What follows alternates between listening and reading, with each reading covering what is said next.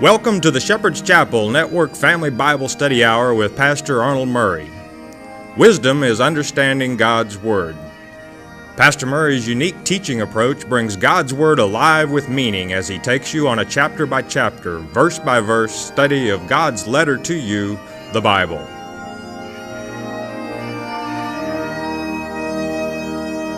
And now here is Pastor Arnold Murray. Good day to you. God bless you. Say, welcome to the Shepherd's Chapel. Welcome to this family Bible study hour, ready to get back in our Father's Word. The book of Proverbs. Proverbs is a book of good and of bad. In other words, a book of comparisons. It's your choice which you choose.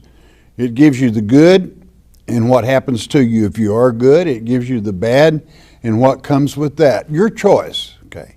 In life, but wisdom always speaks in Proverbs, and you need to listen to her, and you'll always be in good shape when you get understanding and exercise common sense. Come to chapter 20, verse 1, a word of wisdom from our Father in Jesus' precious name. Let's go with it. Verse 1 reads, "Wine is a mocker, strong drink is raging. And whosoever is deceived thereby is not wise." This word deceive means overtaken. And everything in moderation. You are told in one place in the New Testament, if you're in business and you're anxious and you can't sleep at night, take a little wine for the good of the tummy. A little, okay? Just a little. Anytime... What is strong drink? Strong drink is any type of alcohol, wine, beer, bourbon, when you overdo, okay, when you can't handle it, and then it takes you over, and thereby you're not wise. Why? Because there's spirits in the bottle, and when you over imbibe, nobody likes to hear a drunk, okay. Nobody wants to listen to a drunk. And it's amazing to me how some people feel if they've had a few drinks that they can go to a bar and convert. That people don't listen to a drunk. You want to get that out of your system. It will overtake you and make a fool out of you. Okay? So any time that you overtake, whatever the drink is, it's not wise. It'll take you over.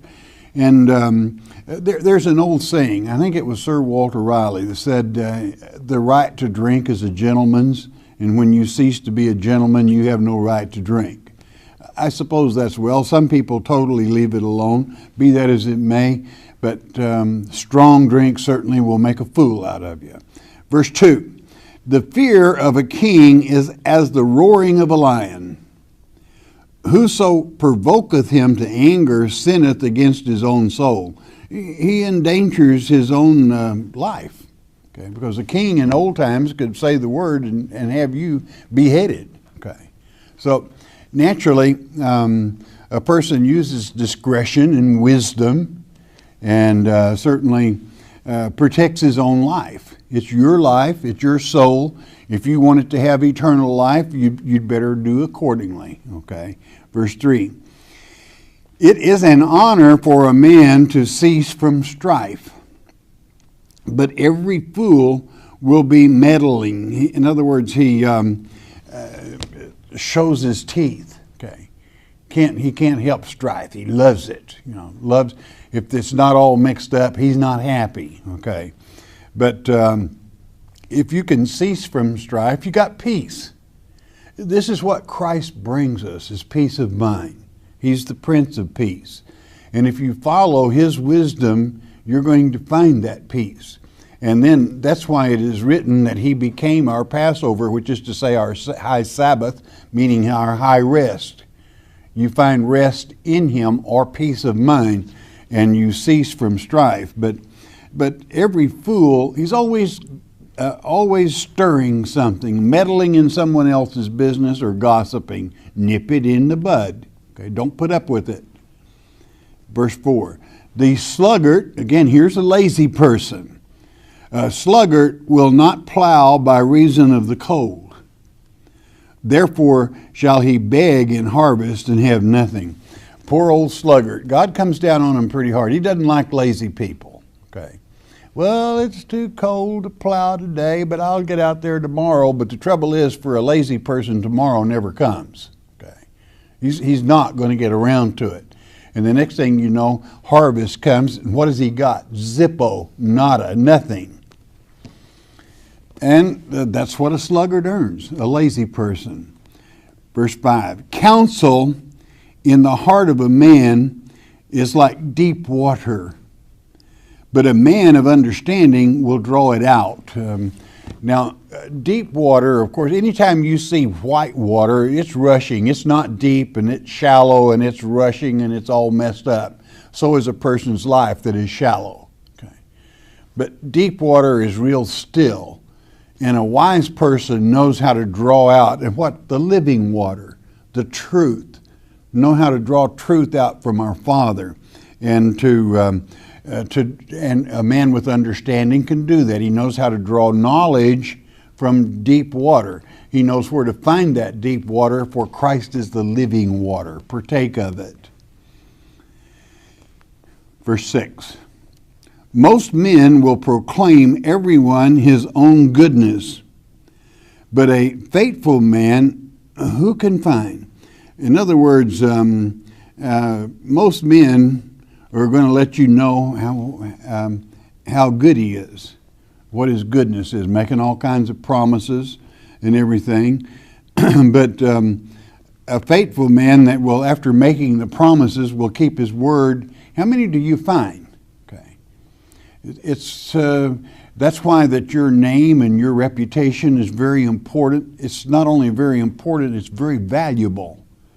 When you keep your reputation and your name clean and good, then you're going to be successful. Why? Because people like to do business with you.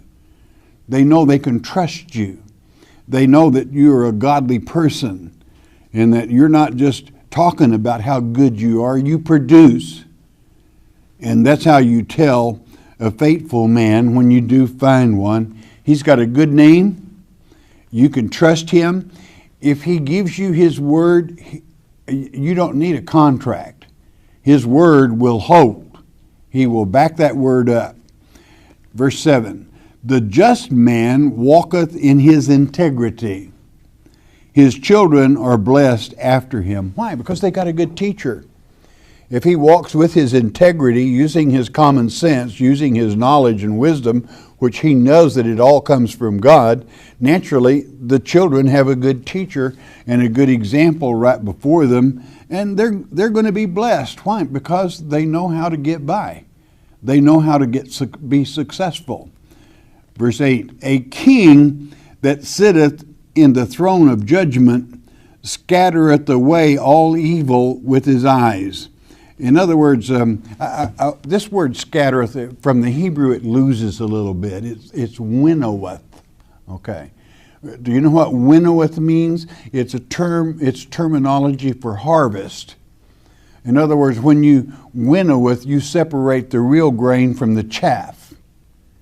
And that's why that a king that sitteth on the throne of judgment winnoweth away all evil. He separates the good and throws the evil away. And his eyes, a good, honest king, can recognize evil when he sees it and winnoweth it or harvest it out. Okay. Winnoweth, for one that may not be familiar with harvesting, is where the grain is beaten and the shaft blows away in the wind and the true grain falls on the canvas or whatever, the harvest floor, whatever you're catching. So again, a good king that sits in judgment is able to separate good from evil in all honesty. Verse 9, who can say, I have made my heart clean. I am pure from my sin. Who can say that? You know, I want to turn over to the next book, Ecclesiastes, and read a verse there in chapter 7.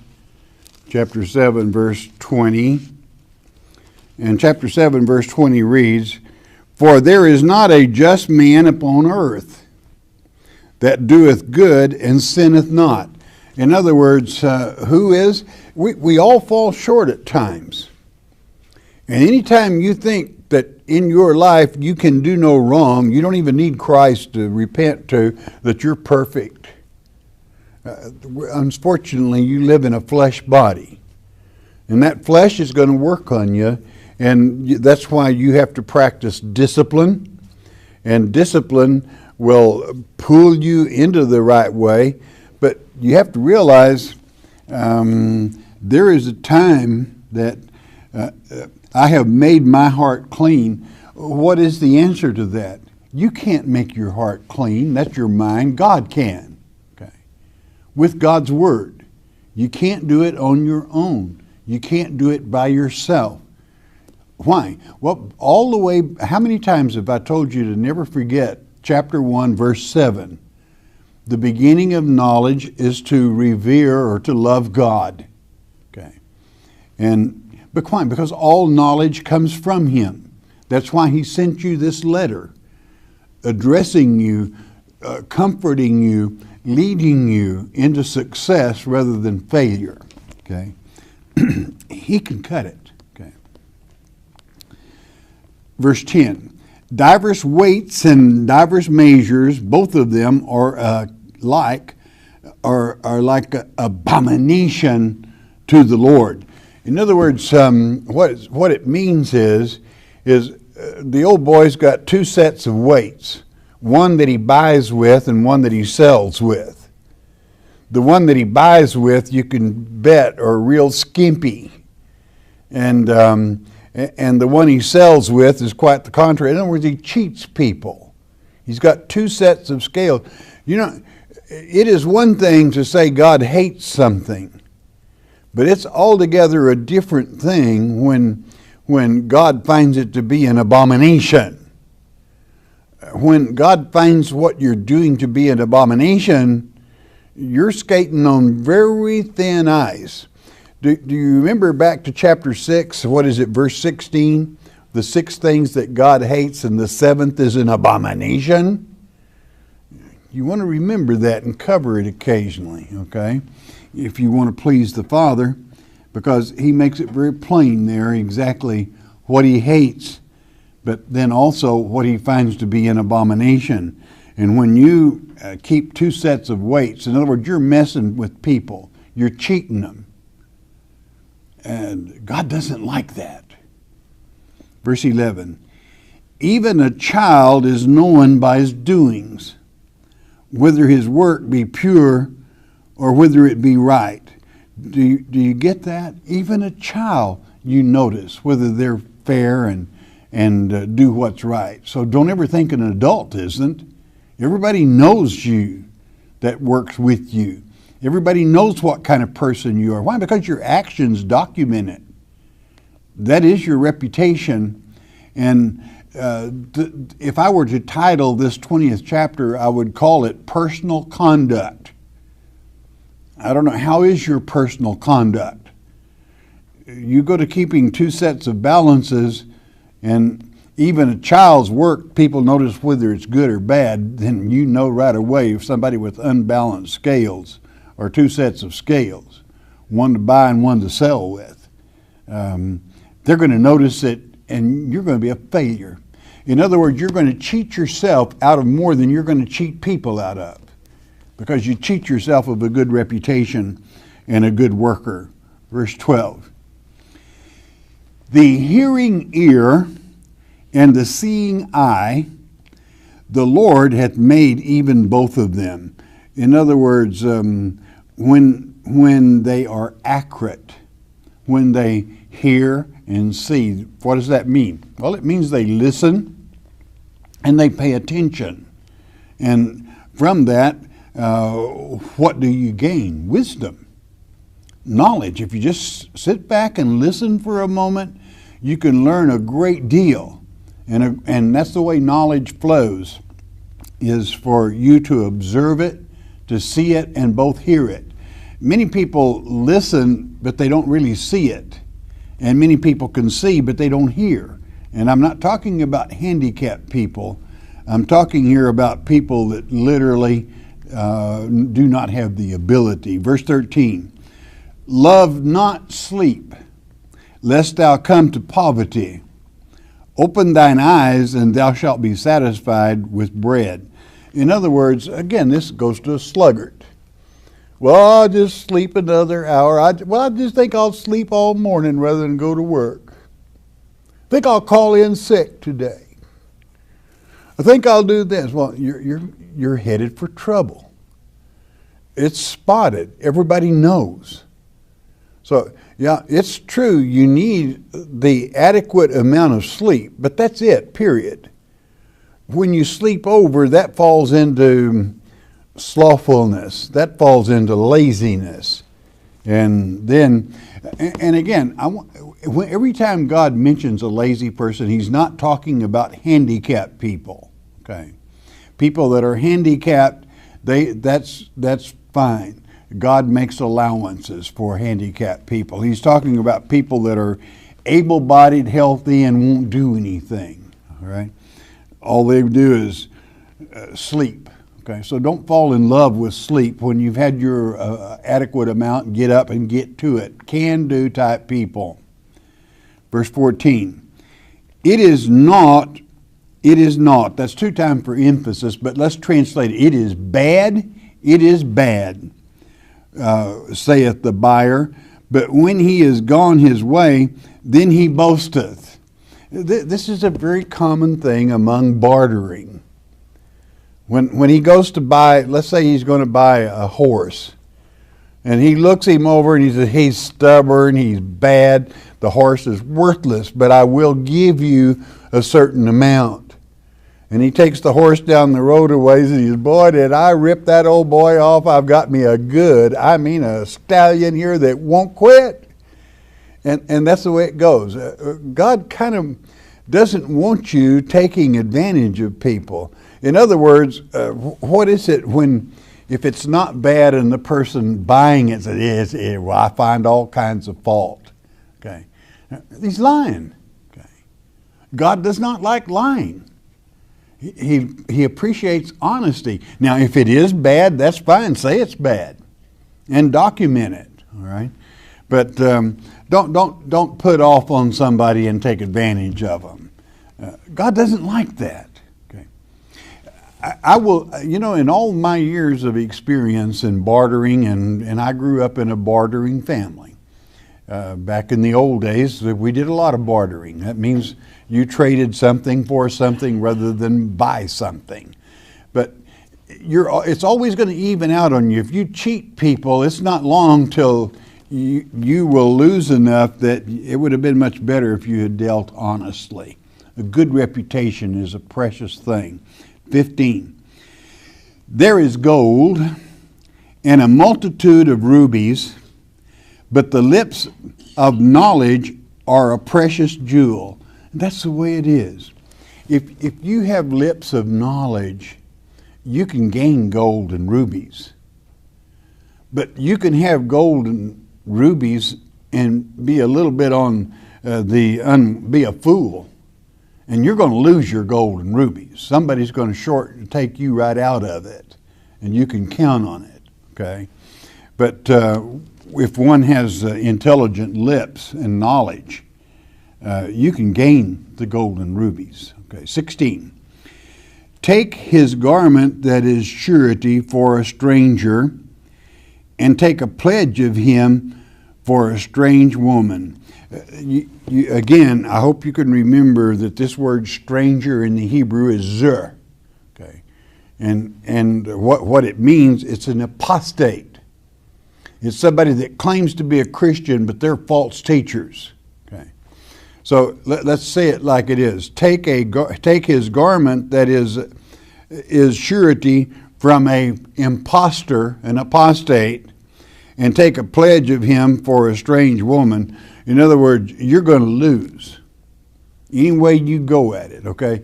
You better take guarantee if you do. You better get his coat or something, in other words. You better back it up, and you better have surety. That means a guarantee, a pledge, if you're going to stand good for an apostate, because they usually do not keep their word. Verse 17, Bread of deceit is sweet to a man, but afterwards his mouth shall be filled with gravel. And that pretty well is self-explanatory. The bread of deceit is sweet to one that's laying it on, lathering it up. But when God gets through with him, his mouth's full of gravel. Okay, there's nothing sweet about it. God does not like deception. God approves of honesty. It is so much better to be fair and honest and be a winner than to be a crook with a bad reputation and be a loser and be hated of all men. Deceit is a losing compound, and you'll end up in the gravel pit, all right. Verse 18. Every purpose is established by counsel, and with good advice make war. And that's exactly the way it is. When every purpose is established by counsel, that means the very wisest of people. And when you see, let's take example, the last war we were involved with and still are. We had a person that had broken 19 UN mandates.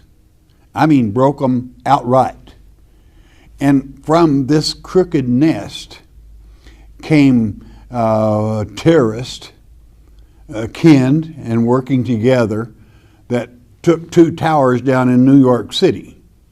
So it didn't take much good advice with 19 violations. It was going nowhere. Had already had to run him out of Kuwait at one time, and so it is.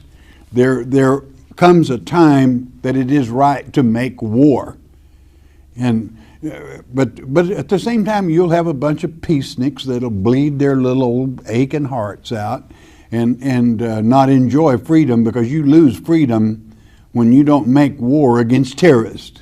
Okay, verse 19. He that goeth about as a talebearer revealeth secrets. Therefore meddle not with him that flattereth with his lips. That's to say that he that goeth about as a talebearer revealeth secrets. He spills everything he knows. He gossips and he meddles, and one that gossips with his lips, stay away from him. Okay. It's just a ratchet jaws that go on and seem to enjoy it. And you know something? Who they run with, they love to hear it. Just love to hear gossip. Always nip that stuff in the bud. Do not tolerate it. Okay. Verse 20. Whoso curseth his father or his mother, his lamp shall be put out in obscure darkness. There's one thing God is very sure of. He wants you to honor your mother and father. It's the first promise of longevity in God's promises, is to have longevity by, but if you curse them, certainly for no reason, your light's put out. You're going to have a dark old life. And of course, Christ is that light. You're going to lose him. Verse 21. An inheritance may be gotten hastily at the beginning, but the end thereof shall not be blessed. This needs, in the Hebrew, it's very clear. The family member that hastily runs down, Dad, I'll sign your will here, and we'll put this all in my name, and I'll take care of the rest of the kids, and it'll be all right. I'll handle it for you. You rest in peace. And he rips off his own kin. And it always ends up in bitterness. You know, if you have 5 children and they're all good children, it's split 5 ways.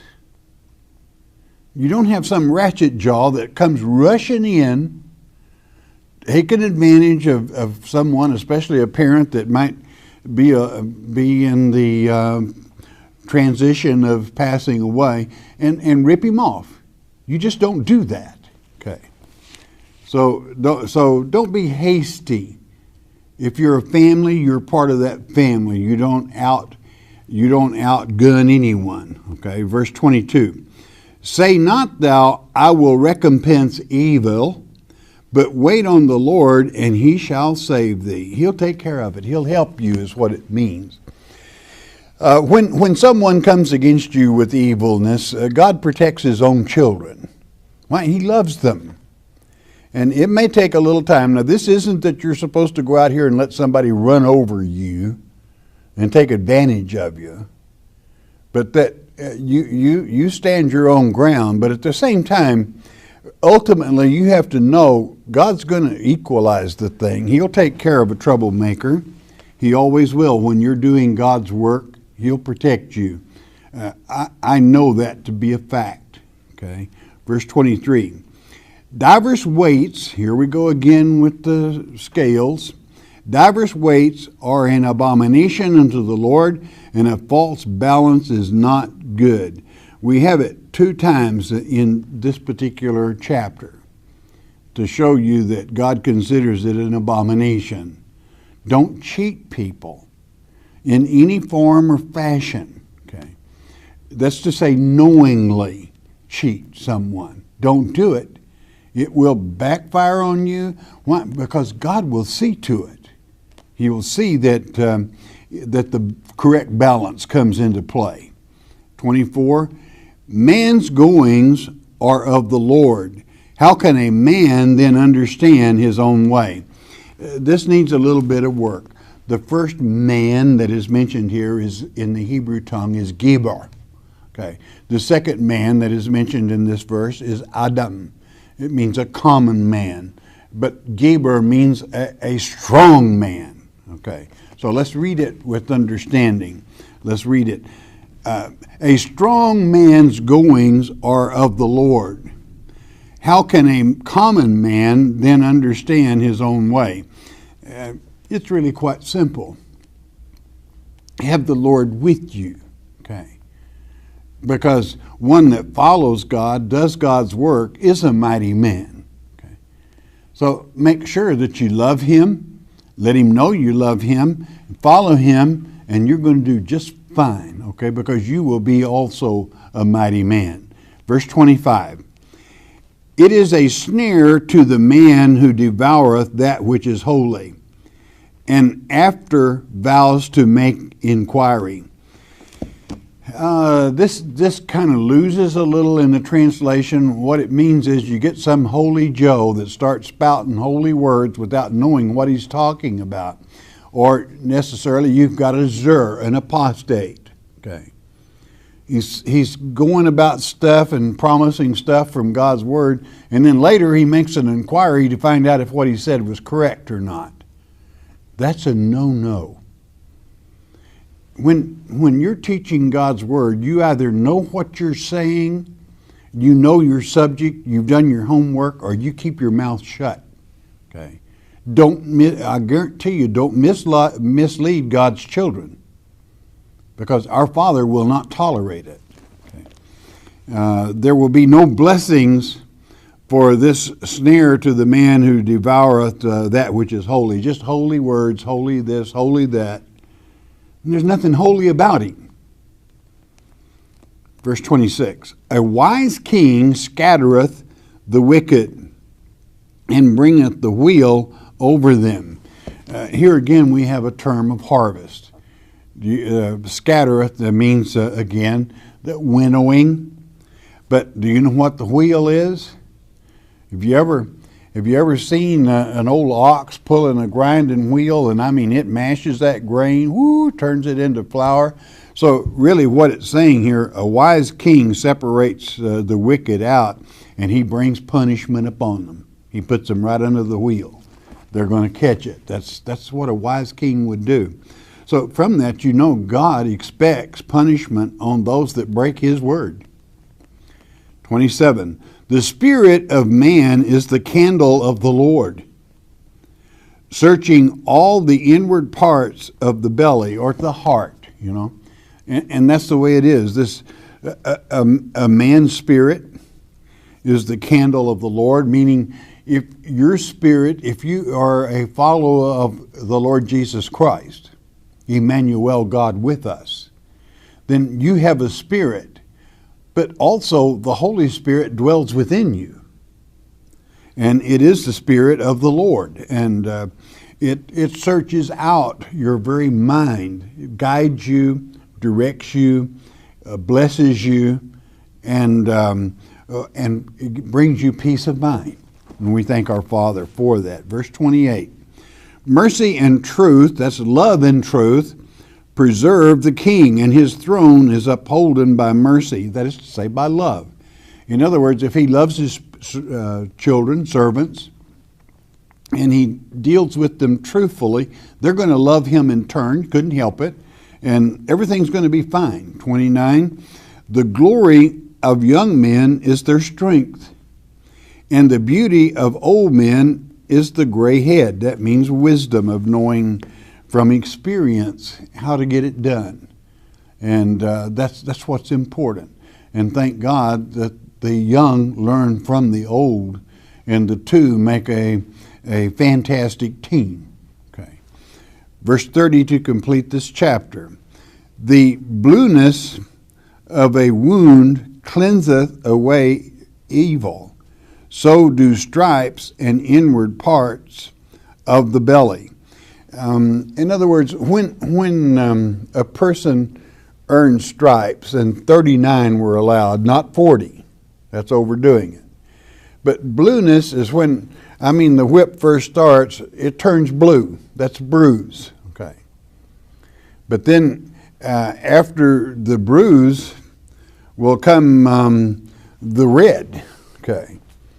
And the bruises do cleanse away evil. Why? Because people see that if you break the law, civil law or God's law, you're going to be punished. And that others will see and hear, and these things cease to happen among you. In other words, discipline is very important. God demands it. When someone breaks a law or deserves punishment, that's real love. Do you understand? When it hurts one to pass out the punishment, because there's no pleasure in that, but it certainly corrects the punishee, he that's being punished. Okay.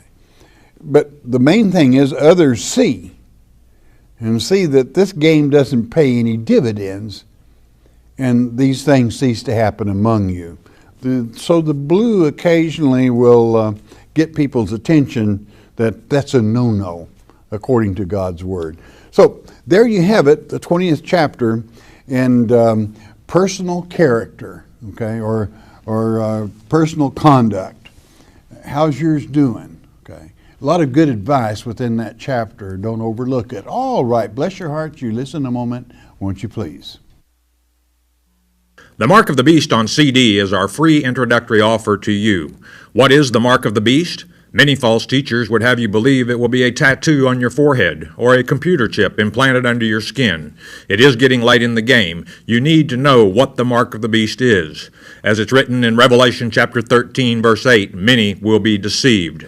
There is no need for you to be deceived. Christ said in Mark 13:23, "Behold, I have foretold you all things." Jesus indeed told us how not to be deceived, and Pastor Arnold Murray takes you on a step-by-step study of God's Word concerning this critical subject, the Mark of the Beast.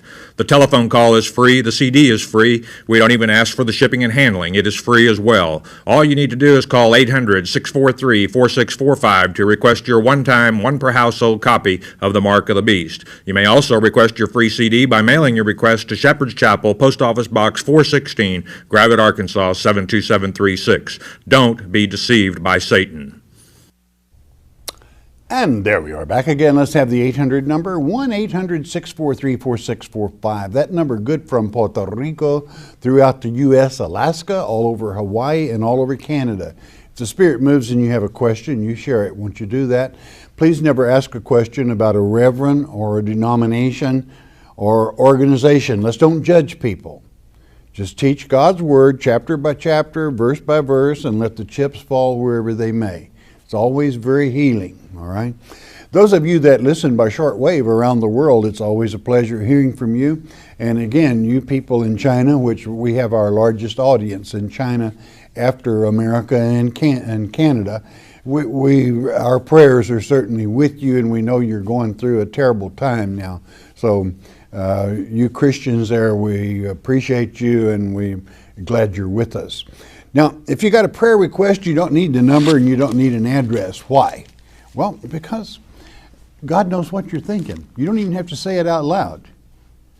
But what does he want from you? Hosea 6:6, I don't want your burnt offerings. I want your love, your grace, mercy. That's what he wants from you. Why? Because he loves you. You're his child. And your fingerprints are different than anyone else's. Your DNA is different. You're unique. He loves you, but he may not love what you're doing. Think about it. Father, around the globe we come, we ask that you lead, guide, direct, Father. Touch in Yeshua's precious name. Amen. Okay, questions. We're going to go with Douglas from California. I don't understand what you say about God loves everybody even though they're evil. It doesn't make any sense to me. Would you explain that, please? Well, that's why he brought in forgiveness. So that when you're doing something evil and you repent, he can forgive. Well, you're his child. It's no different than you and your children if you're blessed, okay? You can't help loving them even when sometimes they do bad things. You know, when they straighten out, you're going to forgive them and love them. God is a God of love. Every part of God's plan is considering and thinking about his children and making things better for his children. Starley from Utah. Thank you so much for your program. It helps my husband Daryl and I understand the Bible. I was wondering about the flyaway doctrine that was added to some Bibles and churches. My sister is a born-again person who always claims to have discernment and says my husband and I are evil because we watch your program. I don't want my family to become divided. Well, you know, I can see where you're going with this. Sometimes in other words, your sister is kind of ignorant to know that the Greek is not born again, it's born from above. You got to be born from above, not like the fallen angels were, that they made a shortcut. But this discernment she's claiming is kind of one-upmanship on the family. But unfortunately, Starley, as it's written in Mark 13, sometimes the real truth can turn a mother against a daughter or a father against a son or vice versa. But you have to stick with the truth. And that way, as it is written in the great book of Ezekiel, you can help them in the millennium if they should need it. Family is just precious. Don't talk Bible to someone that has a mental block like her. Okay, she's your sister. She thinks different. She's on an ego trip probably. I be a holy Jane here. I can discern when someone is evil, and usually if it doesn't go her way, it's evil. Okay, so and that's trouble in a family. But you stick to the Word of God. You know, it's amazing to me that people would say you were evil for listening to me, and all I ever teach is just the Word of God. So actually what she's saying in her discernment is that the Word of God is evil. That's pretty bad. Okay, so pray for her, and as best you can, don't talk religion to her, but you stick to God's Word. You'll do just good, real good. But God told us we would have this problem in Mark 13. Read it. Mark from Georgia. Who is Jesus talking about when he says, there will be many at my feet that say, Lord, Lord, I have cast out demons in your name. And he will say, depart from me because I never knew you. Well, it's people that are not taught that the false Christ comes first, the Antichrist. And that's the Christ that they follow. Because what is his message? He comes at the sixth trump, as Revelation makes very clear. A child can understand it. Okay. The false Christ comes at the sixth trump, and to do what? Peacefully and prosperously to convert people. And who is the Antichrist? He's none other than Satan. Okay. And his message is, I've come to fly you away. Okay. And they're going to jump on his wagon. Why? They haven't been taught. They don't know. So therefore, Jesus says, you get out of my sight. I never knew you. Because they weren't casting out in his name. It was the fake. They do not know an apostate when they see one. And if they're not careful, they become an apostate themselves. By what? By not studying God's Word. God makes it very clear that there is a deception. And that's why, in today's lecture, he was so against deception. That Satan is the deceiver of all times. And unfortunately, he comes in the sixth trump, the sixth seal, and the sixth vial. That's 666. And you'll have people say, he's going to brand 666 on your forehead. He's not that stupid. Okay, not that stupid at all. That is a time eloquent, and it is the mark of a man, which means he appears at the sixth trump. Christ comes at the seventh, and not until. Unfortunately, that's why he says, get out of my sight. I never knew you. That's a sad state to be in because, they claim to be good Christian people. Wonder why they never get around to studying the letter God sent them on how to be happy in these flesh bodies, which is to say his holy word. Michelle from North Carolina, what does the Sabbath mean today? Well, what does the word Sabbath mean? As a linguist, let's discuss it. What does it mean? Sabbath means rest. Okay. You will read in 1 Corinthians chapter 5, verse 6 and 7, that Christ became our Passover, which is the high Christian Sabbath. Okay. The highest Sabbath of all. Christ became that. What does Sabbath mean? Rest. Christ is either your rest or you're not going to find any rest. You're not going to find any peace of mind. God is not the author of confusion, but of peace. And Christ is that peace by studying his word, his advice, and being honest. Okay. So that's what Sabbath is today. Christ became our Sabbath. It is, there are other places where it's declared, and you better be with him every day of the week because you're a child of light, not night. Okay. Until the end, you're in a day, the Lord's day. Check out First Thessalonians chapter 5, and it'll assist you in that. Dennis from California, which generation are you talking about when you say the generation of the fig tree? We love your teaching. Well, thank you, Dennis. It's real simple. And first you have to know the parable of the fig tree. And Christ in Mark 13 and Matthew 24 didn't say, I think y'all ought to get around to learning the parable of the fig tree. He said, learn it. And he meant it. You have to know the parable of the fig tree to discern what's happening. He didn't say maybe. He said, get it. Do it. So naturally, the fig tree started out. What did Adam and Eve cover themselves after they had sinned and been seduced by the devil, the serpent, which is the devil, Lucifer, the old dragon? They put fig leaves. They were in a fig grove. So you better follow the fig. The fig leaf means something hidden. It better not be hidden to you. And naturally, Jesus, when he said, learn it, that's why he walked up and he asked for fruit to be found. He knew there wasn't any fruit on that fig tree, and then it wilted. To draw your attention to it, the answer you find in Jeremiah chapter 24 is when Israel become a nation again with those that would inhabit it. It didn't say Israel, those that would inhabit it. That happened in the year of our Lord, 1948. That began the generation of the fig tree. It has quite a few years on it. It was just celebrated, okay? That's what it's talking about. Jeremiah 24 documentation in part. Hollis from Florida.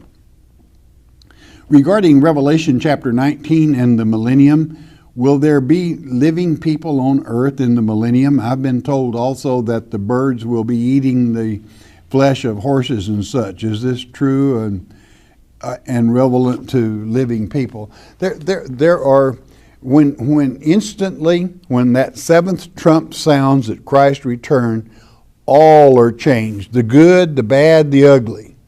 For what? Judgment. Okay. But we have the millennium that works in between. And this dimension is not the dimension that you are in the spiritual body. And you have to know and understand that. Don't let the word dimensions throw you, because Elisha, when his armor bearer and he were up on a hilltop, there was a whole army out there, and he said, "Saddle up, let's go get them." And the armor bearer says, "Whoa, no, no, no, no. There's a whole army out there." And Elisha said, "Lord, could you just open the veil and let him see what's above us?" And the Lord allowed it, and there was a whole spiritual army above them and killed 180-something thousand of the enemy. Okay, so there is a different dimension.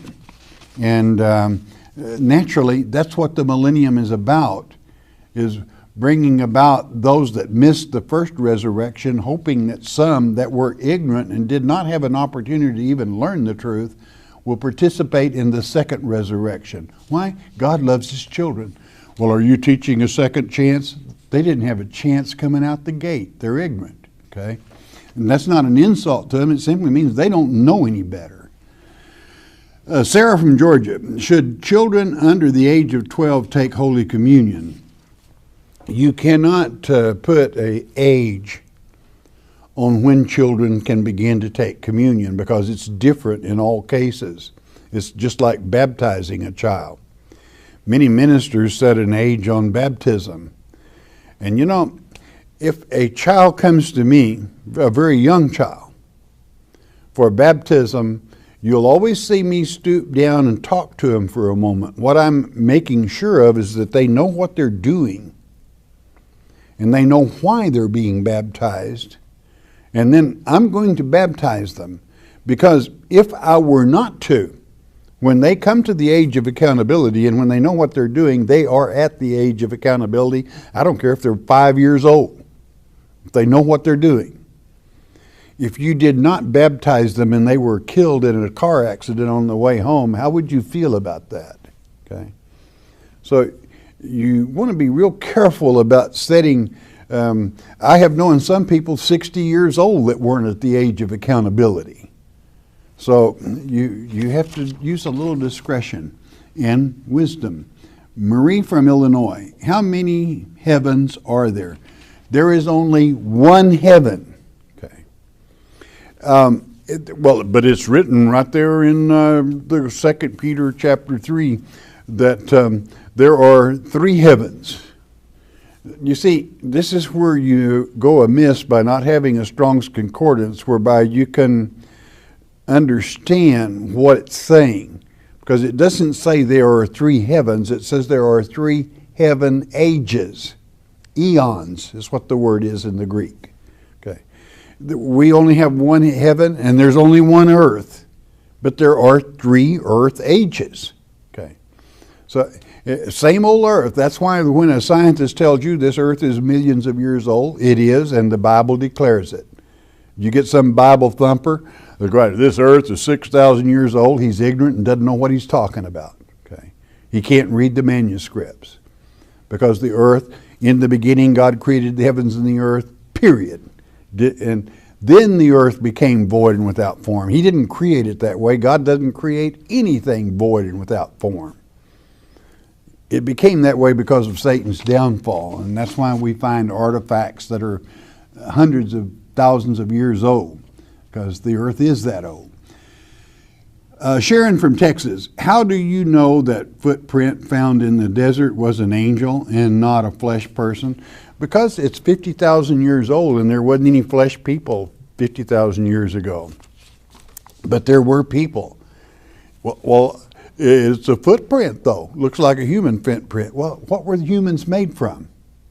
What did God say? Let us create flesh man in our image, which means let's make them look just exactly like we look. So naturally, they had a footprint because they had a foot. Okay, Henry, this is a child from Texas. Henry, I know you miss your animal. God loves his animals. That's why he created them. And as it's written in Isaiah chapter 11, in heaven there will be animals still there. Why? Because, well, God loves his animals. Okay. That's why you never want to mistreat God's creatures. Okay, we're supposed to be wiser than animals. I mentioned working an old boy over because I said don't ever hire a man with bloody spurs. Okay, you don't need that. Okay, if you're wiser than the animal, you don't need bloody spurs to train them. So be good to God's creatures. And you are. That's why you miss them so much. Carol from Illinois. When you are young and you do certain things that you do not know better from, it's not counted as a sin that is not forgivable. Repent and go in peace. Okay, you're in good shape. This is Eric from Virginia. I would like to know where in the Bible does it explain about the consumption of alcohol. I don't drink, but my siblings drink, and I would like to share with them what the Bible says about it. Well, you're lucky. Today's chapter 20, verse 1 of Proverbs tells just exactly what happens when you abuse it, okay? Nobody listens to a drunk, okay? And if it has, Eric, if it has gone past a certain point, I'll always recommend the AA, okay? Because a person that is absolutely has the illness of alcoholism, a person that is not an alcoholic can't deal with them. Because you haven't been there, they will con you, they will lie to you, they will, but that's why I recommend the AA, because you won't con those people. They've been there, done that. You don't get away with it with them. They were alcoholics themselves, and they know. And you don't go there to get religion. You go there to get dried out. Okay, and they're real good at it. Okay, real good. So that's just a second thought. But if it isn't that bad yet, well, then the word, there's many places you would find it. Take your Strong's Concordance and go strong drink, and you'll find it. That's what it's talking about. Is instead of taking a little, they take a gallon, okay, and that's bad. Betty from Arkansas. My question, is it wrong to check the horoscope in the paper? Our pastor says it's wrong. I always did it out of a habit, I guess, but never have again. Well, you know, as long as you don't worship it or let it affect your life, it's kind of nonsense. But at the same time, the horoscope for farmers and ranchers is an important thing, okay? Because you do many things according to the condition of the moon, okay? A farmer plants root crops in a certain sign of the moon. Why? Well, the moon, when it comes over from, let's say, a coast town, it'll raise the ocean 5 feet. And when it's right here over us, it'll also raise the groundwater accordingly. And that's the time to plant root crops if you want to be a good farmer and be successful. And when you castrate animals, there are certain signs that they won't bleed nearly as bad in certain signs. But you don't worship it, okay? Now, did Jesus have a favorite, best person he loved most? Who was the most loved disciple of all? Well, Jesus called John the disciple he loved. It was John. He said, take my mother home. And he depended on him. He utilized John to write the epistles of John as well as the book of Revelation, as well as St. John. Okay, but he didn't play favorites. Okay, John could just cut it. Okay, and he used him. That's why God uses who can cut it. God can't use people that can't cut it. Okay, that are not that haven't sought wisdom whereby they can cut it. Okay, can do type people. Francis from Mississippi. I lost my baby 7 months due to a thyroid condition. Well, I know him in heaven. It is written in Ezekiel chapter 44, which happens in the millennium, that as one of God's elect, you will recognize brother, mother, father, sister, and so forth. Okay, you will know them. Cliff from Texas, could you explain Matthew 24 where it talks about the first being taken by Satan? Thank you. Well, at least you're sharp enough that you know who was first taken, because most people don't. Most people think it's the Lord. It makes it very clearly where a child can understand. Jesus says, I want to warn you, don't be deceived, for many will come in my name claiming to be Christian preachers, but they're not. Okay, and there will wars and rumors of wars, and ultimately you will be delivered up before the synagogue of Satan. You're not to premeditate what you'll say beforehand, but God will speak through you. Okay, and he didn't say maybe the false Christ would come first. He said Antichrist will come first in that chapter. So naturally, the first one is taken. Why? They're deceived. They think it is Jesus Christ. Well, how could they possibly think it was Jesus Christ? Because he looks like him, like they have it pictured in their mind, as it is written in Ezekiel chapter 28 concerning the king of Tyre, which is Satan. God made him the full pattern because he was a good Joe at one time before he fell. And so a child knows that the first is taken by the Antichrist. And I am out of time. Hey, you know what? Love you all for one special reason. You like to study your Father's Word. But most of all, God loves you for it. When you read and study the letter he sent you, it makes his day. And when you make his day, he's going to make yours. Okay. Now, we are brought to you by your tithes and offerings. If we've helped you, you help us keep coming to you. Once you do that, bless God. He will always bless you. But there's one thing that is really most important, and you listen to me good. That is this, that you stay in his Word. Every day in his Word is a good day, even with trouble. Do you know why? Because Jesus, Yeshua, is the living Word. Hearing God's Word with understanding will change your life. We hope you have enjoyed studying God's Word here on the Shepherd's Chapel Family Bible Study Hour with Pastor Arnold Murray. If you would like to receive more information concerning Shepherd's Chapel, you may request our free introductory offer. Our introductory offer contains the Mark of the Beast audio tape, our monthly newsletter with a written Bible study, a tape catalog, and a list of written reference works available through Shepherd's Chapel. To request our free introductory offer by telephone, call 800-643-4645 24 hours a day.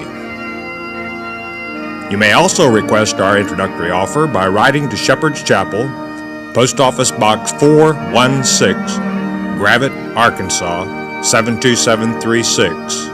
Once again, that's Shepherd's Chapel, Post Office Box 416, Gravette, Arkansas 72736. We invite you to join us for the next in-depth Bible study each weekday at this same time. Thank you for watching today's program, and God bless you.